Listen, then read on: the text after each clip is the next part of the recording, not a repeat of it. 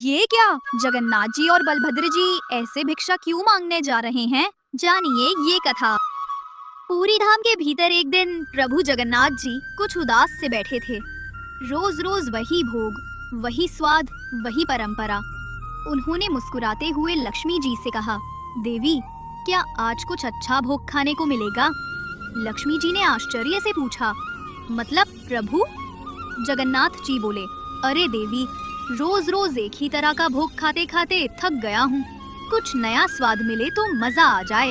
लक्ष्मी जी बोली, आज तो कुछ नहीं हो सकता प्रभु, आज का प्रसाद पहले ही सिद्ध हो चुका है, कल देखती हूँ कुछ नया।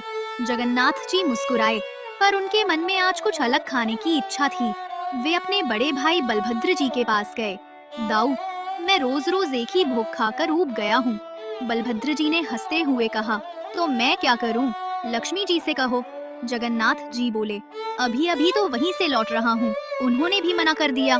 बलभद्र जी ने हंसते हुए कहा, तो फिर क्या करने का इरादा है? जगन्नाथ जी ने शरारती मुस्कान के साथ कहा, चलो ना दाऊ, आज पुरी के भक्तों के घर चलते हैं, वहाँ कुछ अच्छा मिल ही जाएगा। दोनों ने निर्धन बालकों का रूप धारण किया और पूरी नगरी में घूमने लगे।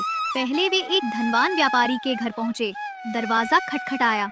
व्यापारी बाहर आया और बोला, क्या बात है बच्चों? जगन्नाथ जी बोले, श्रीमान, हम बहुत दूर से आए हैं। नाथ जी ने बलभद्र जी की ओर देखा और कहा, दाऊ, यहाँ कुछ मिलने वाला नहीं, चलो आगे। अब वे एक ब्राह्मण के घर पहुँचे। ब्राह्मण उतना धनी नहीं था, पर सम्मानित था। उसने दोनों को भीतर बुलाया, आसन दिया, पर थोड़ी देर में बोला, बच्चों, आज प्रसाद सब समाप्त हो गया है, ऊपर से मेरी पत्नी भी बीमार है, ये लो जल बताशा और आगे बढ़ो। जगन्नाथ जी मुस्कुराए, बोले, अच्छा अच्छा दाऊ, चलो। एक एक कर कई घर गए, पर किसी ने भी उन्हें भोजन नहीं कराया। रात का समय था, दोनों थके हारे और भूखे पुरी की गलियों में घूम रहे थे। तभी एक छोटी सी पान की दुकान दिखी। पान वाला बहुत गरीब था, आज उसके एक भी पान नहीं बिके थे। दोनों भाई उसके पास गए। जगन्नाथ जी बोले, काका, सुबह से कुछ नहीं खाया, क्या आपके पास कुछ खाने को है? पान वाले ने सरलता से कहा, बेटा, मेरे पास तो कुछ भी नहीं है, बस ये पान है, अगर तुम्हें चले तो यही खा लो। जगन्नाथ जी मुस्कुराए, चलेगा नहीं काका, दौड़ेगा। पान वाले ने प्रेम से 2 थालों में पान सजा कर दिए। दोनों ने आनंद पूर्वक पान खाया। जाते समय जगन्नाथ जी ने अपनी मंदिर की सोने की थाली उस पान वाले को भेंट कर दी। पान वाले ने मना किया, पर जगन्नाथ जी प्रसन्न होकर वैकुंठ लौट गए।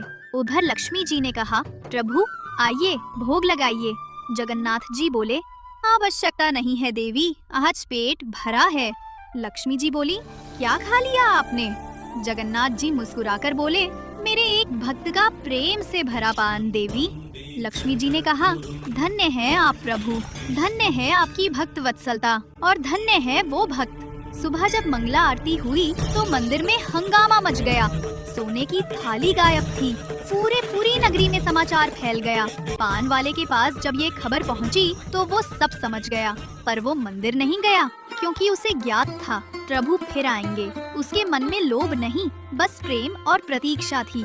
रात हुई, वो व्याकुल होकर बैठा रहा। तभी धुंधली रात में 2 बालक फिर से प्रकट हुए। जगन्नाथ जी बोले, काका, आज पान नहीं खिलाओगे?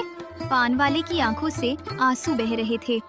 उसने 2 थालों में पान सजाए और उनके चरणों में रख दिए। जगन्नाथ जी और बलभद्र जी ने प्रेम पूर्वक पान खाया। जगन्नाथ जी ने फिर अपना पटका देने लगे तो पान वाला बोला, नहीं, अब ये नहीं चाहिए।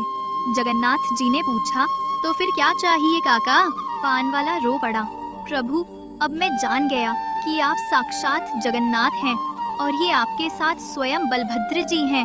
अब कृपा कीजिए प्रभु, मुझे इस संसार के चक्र से मुक्त कर अपने नित्य धाम में रख लीजिए। जगन्नाथ जी ने मुस्कुराते हुए अपना दिव्य रूप दिखाया। तथास्तु।